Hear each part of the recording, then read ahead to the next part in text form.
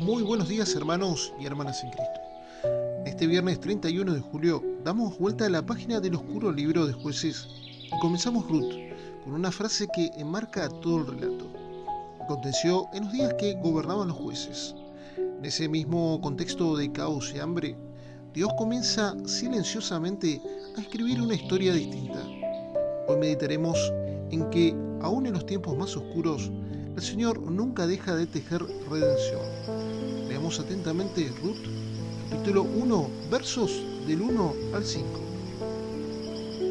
Aconteció que en los días en que gobernaban los jueces, en Israel hubo hambre en el país, y un hombre de Belén de Judá fue a residir en los campos de Moab con su mujer y sus 2 hijos.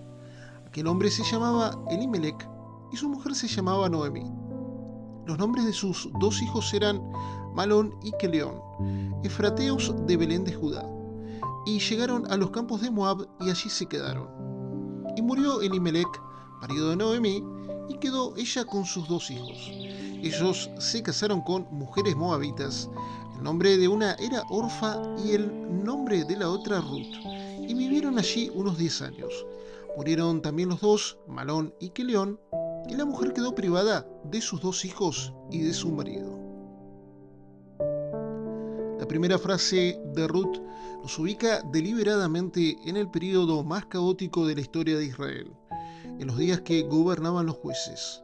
No es un dato cronológico neutral, sino una señal literaria y teológica. El lector debe recordar todo lo que acabamos de leer en Jueces: el caos moral, la violencia, la ausencia de un juez justo.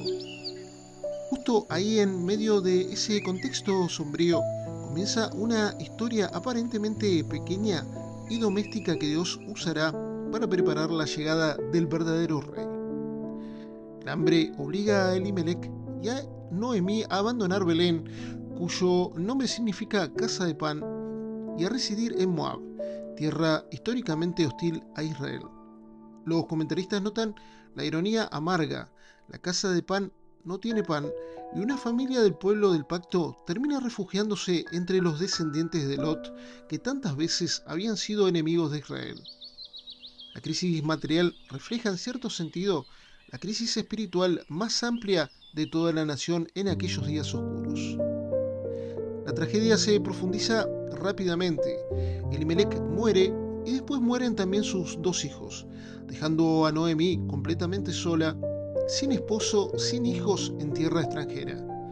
Desde una perspectiva puramente humana, esta historia parece terminar en pérdida total y sin esperanza alguna.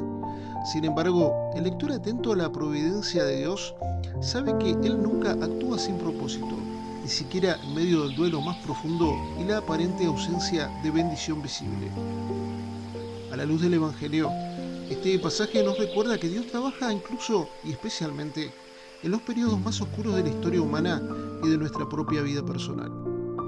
Cuando todo parece perdido, cuando el hambre, la muerte y el exilio dominan el panorama, el Señor ya está tejiendo en silencio los primeros hilos de una redención que superará ampliamente nuestra comprensión actual.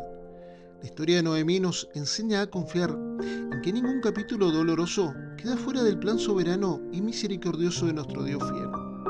Este libro breve, situado justo después de Jueces, nos separa para descubrir que de esta misma familia quebrantada surgirá, generaciones después, el linaje del rey David y finalmente del propio Señor Jesucristo. Oremos.